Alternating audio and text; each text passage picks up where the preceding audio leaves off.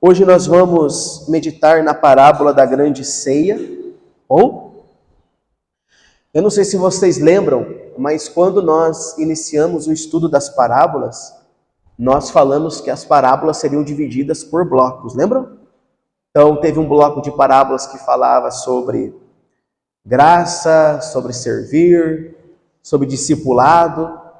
E hoje nós vamos iniciar um novo bloco de parábolas que vai falar sobre juízo, as coisas concernentes ao juízo. O último bloco de parábolas falou sobre discipulado. E faz todo sentido, irmãos, nós agora falarmos sobre juízo. Por quê? Porque o discipulado nos ensina a caminhar. Amém? E o juízo nos lembra para onde essa caminhada nos leva. Então essa parábola aqui, ela é uma das mais belas das Escrituras, das parábolas que Jesus contou, mas essa parábola também é uma das mais confrontantes. Por quê? Porque ela vai abordar dois pontos. Ela vai falar do convite gracioso do Senhor e ela também vai falar da recusa humana a esse convite. Amém, meus irmãos? Antes de nós fazermos a leitura, qual é o contexto aqui dessa parábola da grande ceia? Durante um jantar na casa de um fariseu, Jesus ele estava falando sobre o reino de Deus e ele usa a metáfora de uma festa, uma grande ceia preparada pelo Senhor. E ele vai contar na parábola que, à medida que as pessoas eram convidadas para essa festa, elas iam dando desculpas para não irem. Iam dando desculpas para não fazer parte. E o resultado é que o convite se estendeu para outros. Aqueles não quiseram, recusaram, inventaram um monte de desculpas para não fazer parte daquela festa, e o convite se estendeu para outros. A Bíblia vai chamar esses outros de coxos, de aleijados, de pobres, e isso aponta, irmãos, para a graça de Deus, que alcança os mais improváveis. A graça de Deus que alcança aqueles que não merecem, que não têm méritos, que aos olhos humanos, na verdade, nem deveriam ser salvos. É sobre isso que essa parábola ela vai falar. Amém? Vamos fazer a leitura para a gente orar e depois expor? Lucas 14, 15, tá? Lucas 14, 15.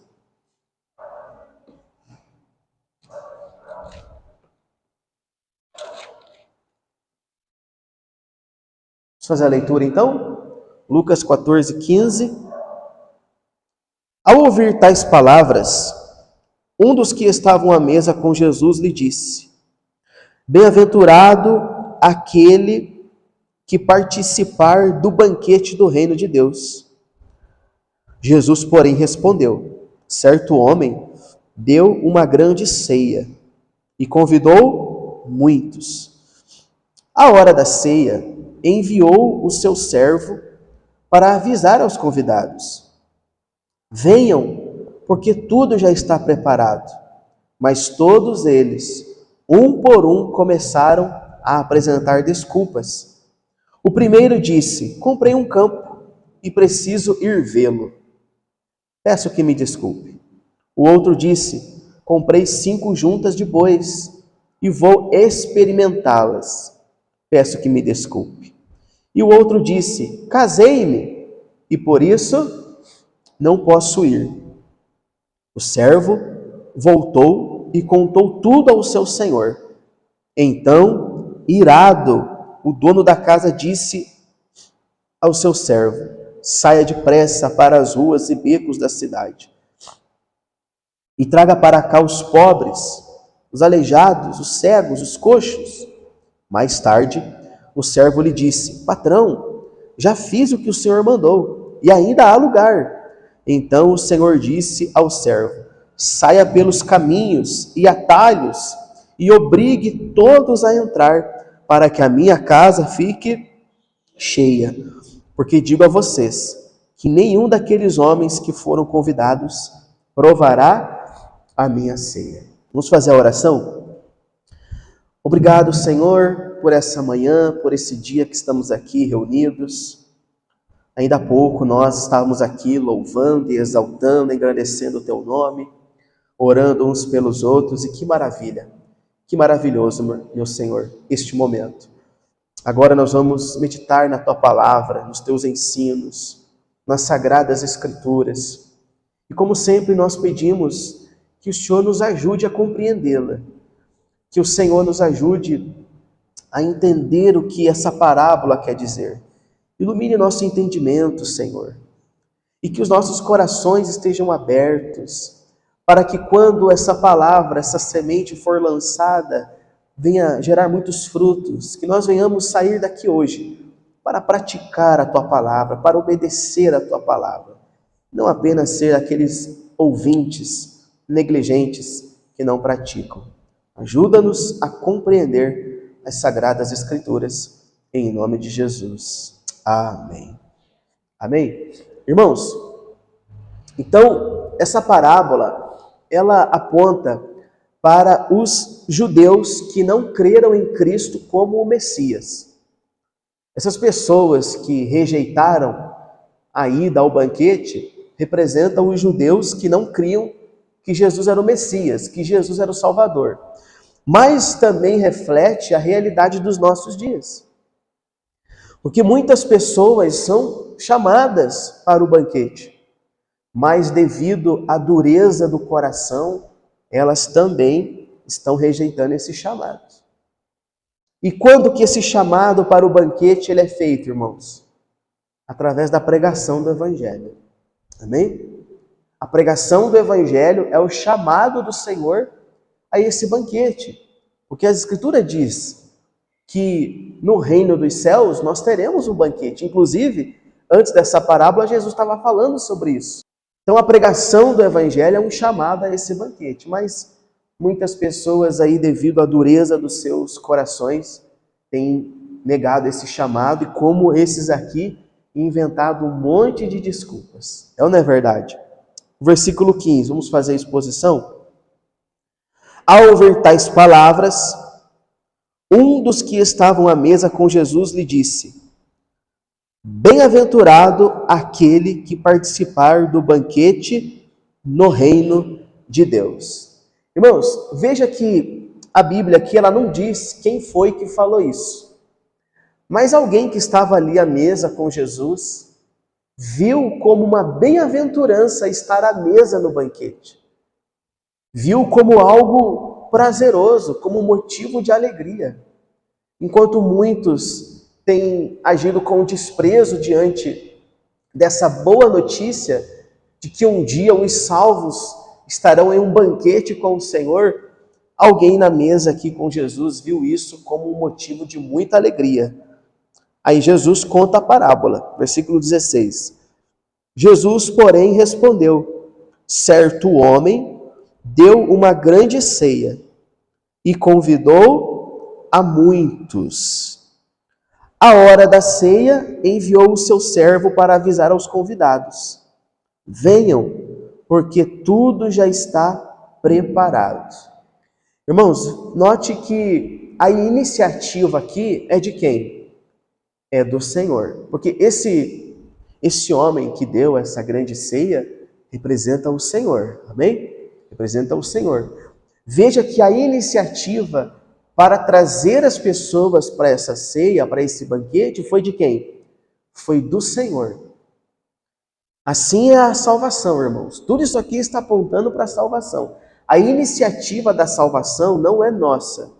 Não somos nós que vamos até Deus para sermos salvos. É Deus que vem até o homem para salvá-lo. Amém, irmãos? A salvação, a ilustração da salvação é assim. Ela não é um homem que joga uma boia para alguém que está se afogando. Não. A salvação é alguém que pula lá no fundo do mar para buscar alguém que já morreu, já está morto. Não é o que diz em Efésios 2:8? Vocês estavam mortos. É Deus que vai até os pecadores para salvá-los, não os pecadores que vêm até Deus. Amém, meus irmãos? Então veja que aqui a iniciativa foi do Senhor em chamar as pessoas para a ceia. Eu quero destacar com vocês algumas expressões aqui nesse versículo. Primeiro diz que ele deu uma grande ceia e convidou a muitos. Isso aponta primeiro para a abundância, uma grande ceia, ou seja, essa ceia ela ia suprir muitas pessoas, era para muita gente, e depois a generosidade. Esse convite aponta para a generosidade. Quando você convida alguém para uma festa, quando você convida alguém para fazer parte de algo com você, você está sendo generoso, generosa com aquela pessoa. E você não fica feliz, irmãos? Por exemplo, eu recebi um convite para ir num casamento aí, que vai ser agora em dezembro. Esse convite eu vejo como um ato de generosidade. Amém? Como é que se diz aquela palavra? De consideração. Então, deu uma grande ceia, a abundância, foi generoso, convidou a todos. No dia da ceia, enviou os seus servos para avisar. No dia, ele não apenas convidou e falou assim, ó, vai ter a grande ceia, estão todos convidados. Não. Veja que no dia, ele enviou os servos para lembrar. O que isso mostra? Isso demonstrou um real interesse da parte do Senhor que as pessoas viessem nessa ceia. Se não houvesse um interesse verdadeiro, ele não ia, ainda no dia, enviar os servos lá para lembrar, vai ter a ceia, vamos lá. Não, então ele fez o primeiro convite e depois ainda no dia enviou e disse, venham para a ceia, porque tudo já está preparado, já estava tudo prontinho, irmãos. Era só as pessoas fazer o quê? Ir lá e desfrutar. Não é verdade? Mas nós vamos ver que não foi isso que aconteceu. O versículo 18 ele vai dizer o seguinte, olha só. Mas todos eles, um por um, começaram a fazer o quê, gente? Começaram a apresentar desculpas. Desculpas. O primeiro disse, comprei um campo e preciso ir vê-lo. Peço que me desculpe. O outro disse, comprei 5 juntas de bois e vou experimentá-las. Peço que me desculpe.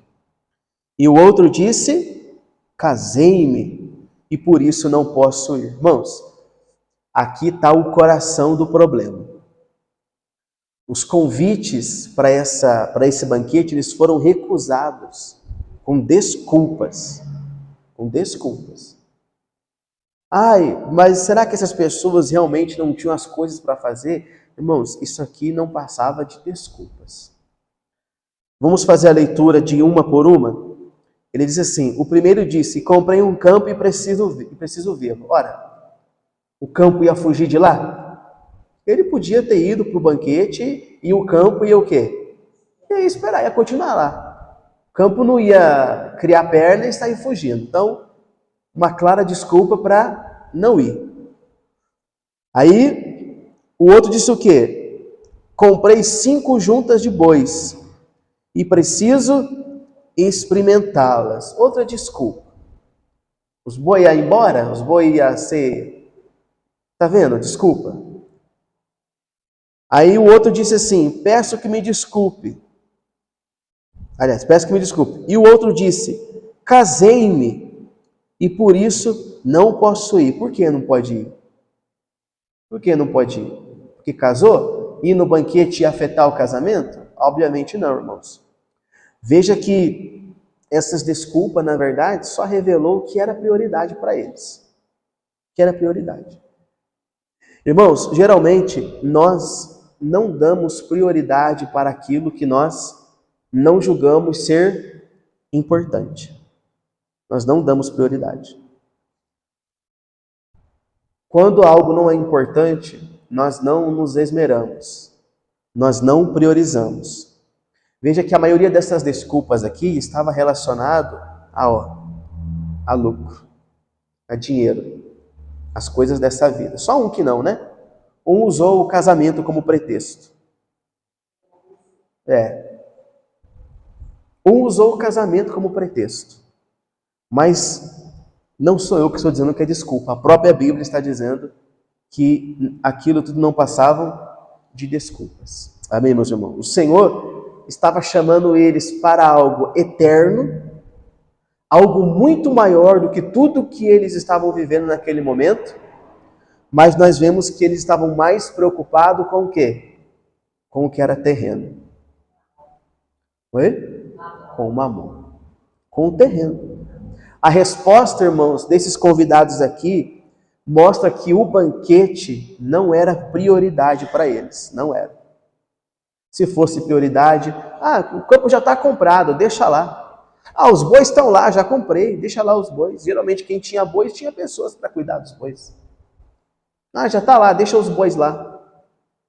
Casei, bora, vou levar a esposa junto para o banquete, não quer ir? Eu já volto, eu fui convidado para um banquete, o Senhor me chamou e eu não posso recusar, eu vou lá nesse banquete. Então isso aqui não passava de desculpas. Amém, meus irmãos? E se essa parábola fosse contada hoje? Quais são as desculpas de hoje das pessoas? Sim, as pessoas vivem a dar desculpas. Porque, como nós falamos, quando que as pessoas estão sendo chamadas para esse banquete? Quando prega o Evangelho. Aí, tratando-se de jovens, por exemplo, você prega o Evangelho para o jovem, você tem que se arrepender. Você tem que se entregar a Cristo. Qual é a desculpa dos jovens? Eu sou muito novo. Não sei o que lá, eu tenho que aproveitar um pouco mais. Não é assim? Essa é a desculpa dos jovens. Aí vamos falar aí de adultos já, pessoas mais responsáveis que trabalham. Tem que congregar, tem que viver em comunhão. Não é assim? Estou cansado, trabalhei muito, isso, assim, assado. Só desculpas, irmãos, só desculpa. É que, na verdade, isso não é prioridade para as pessoas. Como nós falamos, ninguém prioriza aquilo que não julga importante. Vamos ver a reação do Senhor diante dessas desculpas. Versículo 21. O servo voltou e contou tudo ao seu senhor. Como é que ele ficou, irmãos? Então, irado, o dono da casa disse ao seu servo: saia depressa para as ruas e becos da cidade e traga para cá os pobres, os aleijados, os cegos, os coxos. E mais tarde o servo lhe disse: patrão, já fiz o que o senhor mandou e ainda há lugar. Então o Senhor disse ao seu servo: saia pelos caminhos e atalhos e obrigue todos a entrar, para que a minha casa fique cheia. Irmãos, esse é o desejo do Senhor. A casa como? A casa cheia. Quando fala casa, está falando disso aqui? Não. Quando fala da casa do Senhor, não está falando do templo, está falando do reino. Veja que as pessoas estão sendo convidadas para um banquete. Amém? A pregação do Evangelho também é um convite a esse banquete. Uma vida de comunhão com Cristo já é um banquete que nós temos com Ele. Mas também terá um outro banquete lá no reino. E o Senhor quer ver o reino cheio, a sua casa cheia. Amém, irmãos? Não é da vontade de Deus ver a casa vazia. Ele quer ver a mesa cheia. E olha a prova aqui. Aqueles não quiseram, recusaram, vai às ruas. Esses aí não quiseram, vai às ruas, chame os aleijados, os coxos. Agora veja que a reação do Senhor foi uma reação de ira. Ele ficou irado com aquela recusa. Aqui, irmãos, nesses versículos, nós vemos duas coisas juntas: o juízo de Deus e a graça de Deus. O juízo e a graça. A manifestação da graça, ela é vista quando ele chama os pobres, os aleijados, os cegos, os coxos, aqueles que eram desprezados, aqueles que não fizeram nada para merecer estar ali. Isso aqui é a manifestação da graça de Deus, irmãos. A palavra diz que o Senhor veio para os seus e os seus o rejeitaram, o desprezou. O que aconteceu? Então, a sua salvação se estendeu para outros, para os gentios, a saber, os gentios, a saber, todos nós. Nós aqui somos esses coxos, esses aleijados, esses que foram convidados posteriormente após a recusa dos primeiros. Então aqui nós vemos a graça de Deus, que a salvação é assim, irmãos. A salvação não é para aqueles que acham que merecem. A salvação não é para aqueles que se esforçam. A salvação não é para aqueles que oram todo dia, que jejuam todo dia. A salvação não é para aqueles que estão tentando conquistá-la com os seus méritos. Não. Esses estão muito longe ainda de alcançarem a salvação. Entendam que existem duas formas de você rejeitar Cristo. Sabia disso? Tem duas formas de você rejeitar Cristo. A primeira delas, quando você despreza o Evangelho, quando você não quer saber do Evangelho, você está rejeitando a Cristo. Mas tem uma outra forma de rejeitar Cristo. Quando você tenta alcançar o céu com as suas obras. Você também está rejeitando a Cristo. Então tem pessoas que estão rejeitando a Cristo porque não querem saber do Evangelho. E tem pessoas que estão rejeitando a Cristo porque estão tentando alcançar o céu com as suas obras, com os seus esforços. E quando você faz isso, você despreza aquilo que Cristo fez aonde? Na cruz. Não, eu não preciso do que Cristo fez. Eu vou conquistar a minha salvação. Eu vou conquistar, eu vou batalhar, eu vou matar minha carne, eu vou conquistar a minha salvação. Se isso fosse possível, Cristo não teria vindo, irmãos. Então isso é graça. É um Deus estendendo o convite do banquete a pessoas que não merecem. Não fizeram por merecer para estar ali. Então aqui vemos a graça e o juízo de Deus. O juízo de Deus começou na recusa dos primeiros convidados. Por quê? Porque eles não poderiam mais provar da mesa. Olha o versículo 24. Porque digo a vocês que nenhum daqueles homens que foram convidados provará da minha ceia. Olha o juízo. A graça nós vimos no convite se estendendo aos outros. E o juízo? Esses primeiros convidados não poderão mais provar da ceia. Desprezaram, não quiseram saber. Essa recusa deles revela a dureza do coração dos homens. E como o coração dos homens é duro. Não é verdade, irmãos? Como o coração dos homens é duro. E é só o Senhor que pode abrir os corações, irmãos. Não somos nós. Às vezes nós, porque queremos ver as pessoas sendo salvas, conhecendo a Cristo, nós queremos forçar, nós queremos... É ou não é verdade? Mas não cabe a nós. Não cabe a nós convencer, não cabe a nós querer forçar as pessoas. É Cristo que abre os corações. Foi Cristo que abriu o seu coração para crer. Foi Cristo que abriu o meu coração para crer. Nós também éramos duros, irmãos. O que cabe a mim e a você? O que cabe a nós é apenas pregar o Evangelho. O que cabe a nós é pregar. Quem convence é Cristo. Essa expressão que ele usou aqui, obrigue-os a vir, aponta para a nossa insistência na pregação do Evangelho. Amém? Esse obrigar não é usar de força. Não, é insistir na pregação do Evangelho. Não é querer usar, sabe, de força nas palavras, de agressividade. Você tem que, senão você vai... Sabe, tem pessoas que nessa vontade de querer ver, às vezes, um filho convertido, um marido convertido, acaba não tendo sabedoria e usando das suas próprias forças. E acaba afastando a pessoa ainda mais do Senhor do que... Não, então, quando ele diz obriga-os a vir, é você insistir na pregação do Evangelho. Irmãos, nunca desista de pregar o Evangelho para uma pessoa, mesmo que o coração dela esteja duro. Continue pregando. Continue pregando. Amém? Porque é o Senhor que uma hora Ele vai quebrar esse coração e convencer essa pessoa do que ela precisa, do arrependimento. Graças a Deus, irmãos. Então veja, estamos diante aqui de um Senhor que deu um grande banquete, já tinha os seus convidados, ele já tinha os convidados. Irmãos, os convidados não eram os aleijados, não eram os coxos, não eram esses os convidados. Ele já tinha os seus convidados.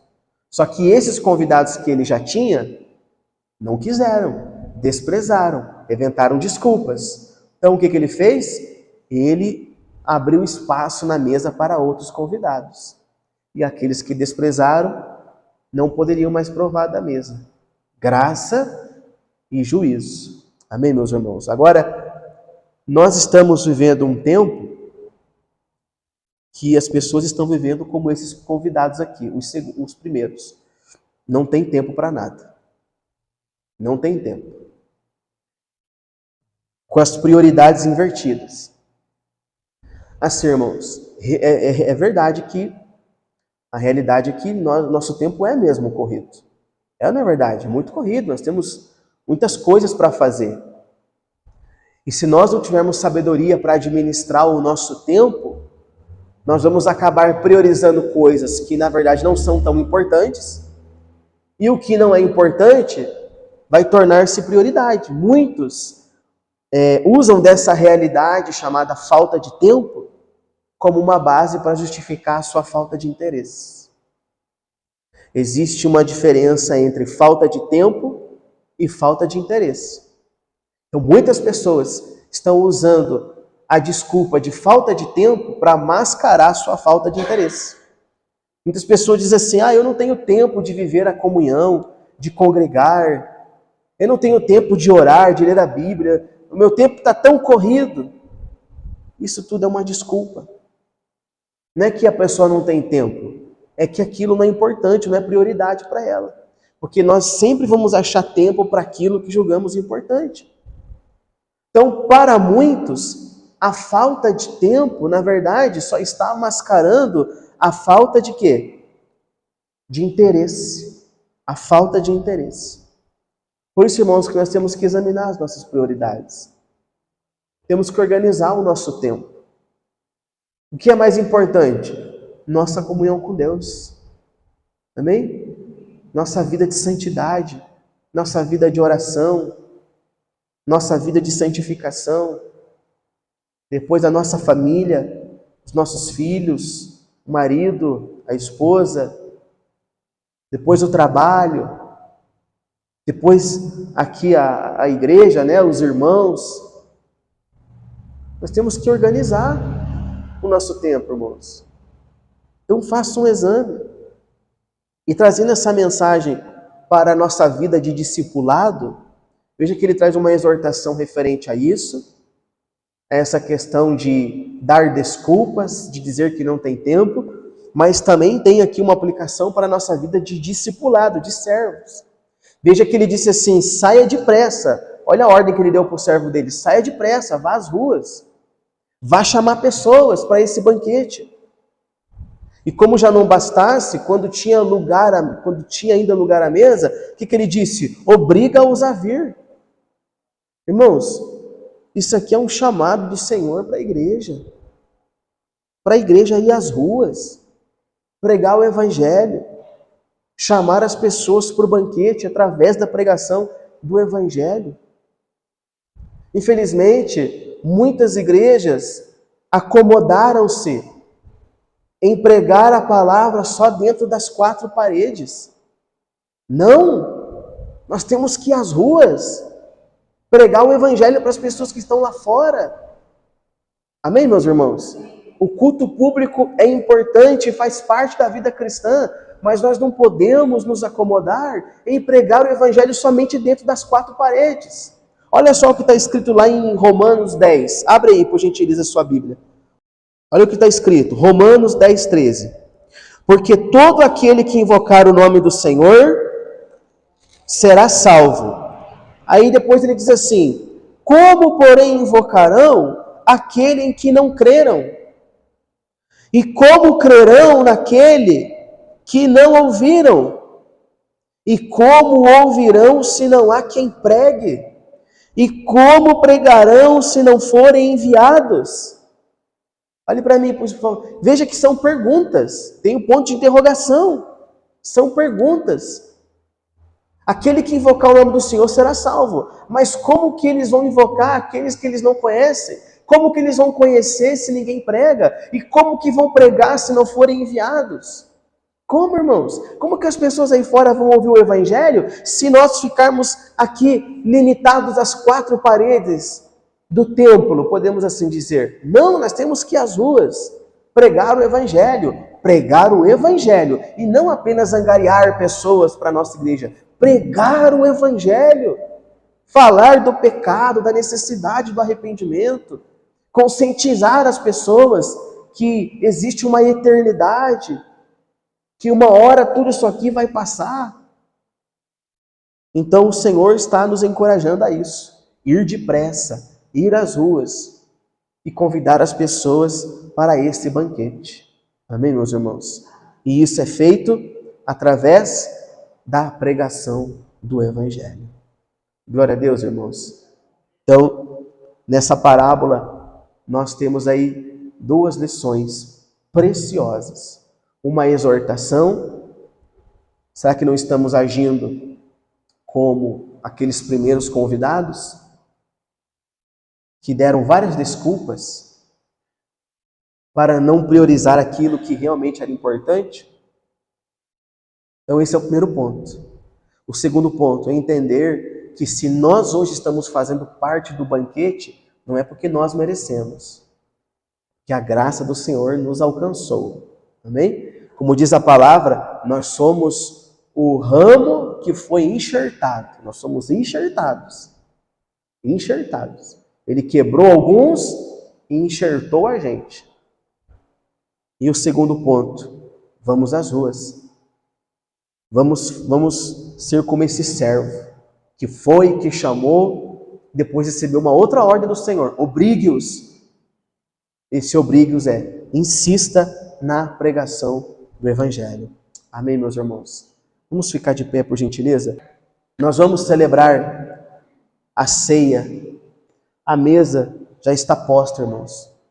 O sacramento é um sinal visível do mesmo convite dessa parábola. A ceia, irmãos, ela é a comunhão suprema com Cristo. E preferir outra coisa é perder o bem maior. O Senhor Jesus disse, aquele que não come do meu corpo, não bebe do meu sangue, não tem parte comigo. Amém? Vamos priorizar o reino, vamos priorizar as coisas de Deus, vamos priorizar a comunhão. Amém, meus irmãos? Antes nós vamos fazer a oração, e se você, de repente, se identifica com esse grupo de pessoas que vivem a dar desculpas, que está com as prioridades toda bagunçada, o que é importante, que deveria estar à frente de tudo, está por último, reveja isso. Reveja isso. Amém? É para isso que o Senhor está nos chamando nessa manhã.